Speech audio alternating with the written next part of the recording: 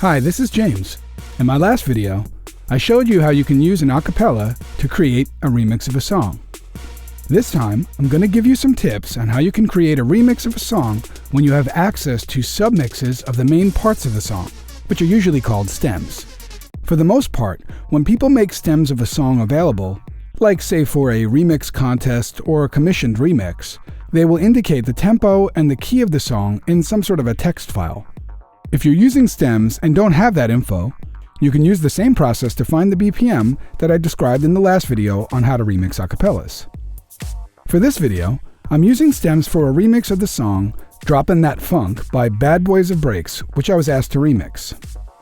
The producer's notes text file gave me the info that the original tune is 128 BPM and in the key of G.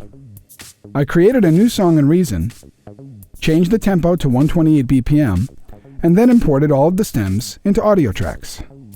Here's what it sounded like when I first loaded them in and played it.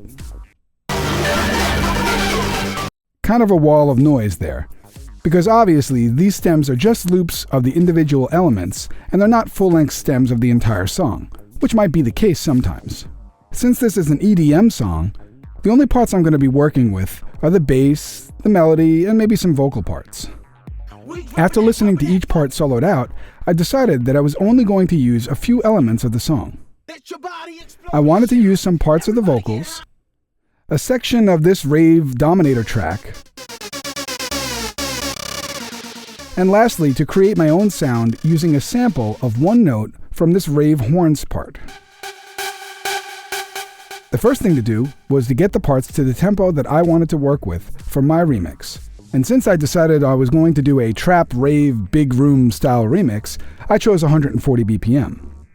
The vocal parts were easy since I only wanted to use a few key elements of the song, namely these phrases. We droppin' that funk. Let me see your body rock. So chopping them up as audio was as simple as using the razor tool, cutting the sections I wanted, and moving the audio clips so that the phrases would be in sync with the vibe of my remix. That would allow me to do things like stutter edits and effects processing.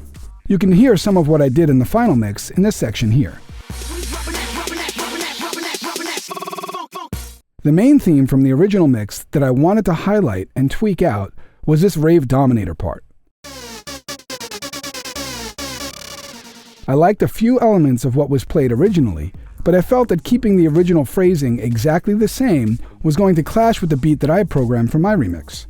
Next, I chopped that loop up with the snap set to quarter notes and loaded each phrase into a Kong using the NN Nano device and spread it out over 4 different pads. I set each NN Nano to monophonic and set each one of the pads on the same mute group like this.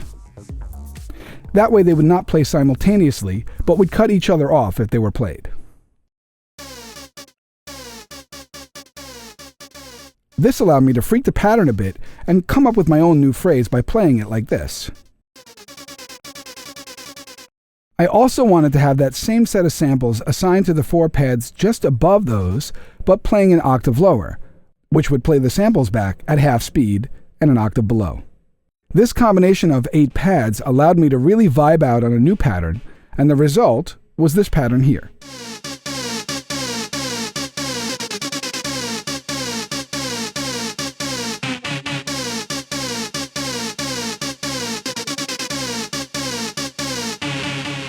The last element I wanted to create was a huge old school style rave lead, which I could use to play some hits and chords to get that big room type flavor.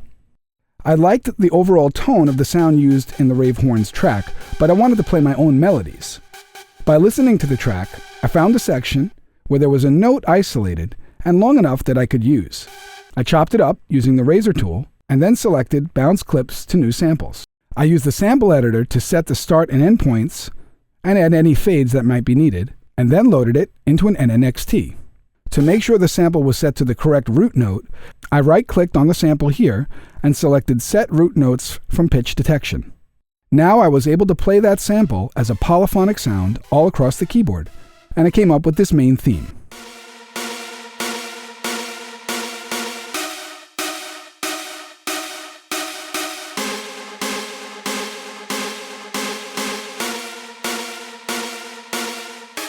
since I wanted this remix to have a few different builds, breaks, twists, and turns, I wanted to simplify the task of arrangement as much as possible. Ever since we introduced the blocks function back in Reason 4, my production changed for the better. Now everything I compose starts out either as an 8 or 16 bar block, and I usually only have about 2 or 3 blocks that I work with in a song. I find that using the mute tool helps me create the arrangement with the least amount of cutting and pasting. Since any changes that are made in the block section automatically update in the song, I can get the basic flow of the song down and then start tweaking parts afterwards to get them remixed sounding tight. As you can see from the arrangement, I'm quite fond of using the ability to treat blocks like they were sampled loops and chop them up and stutter or repeat sections for things like builds and breakdowns. A pretty good example of that is in this section right here.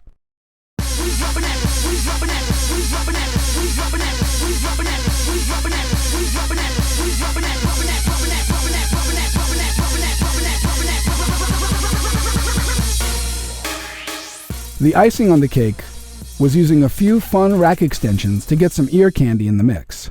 And I used the Sugar Bite Slice Arranger for the vocal sections here.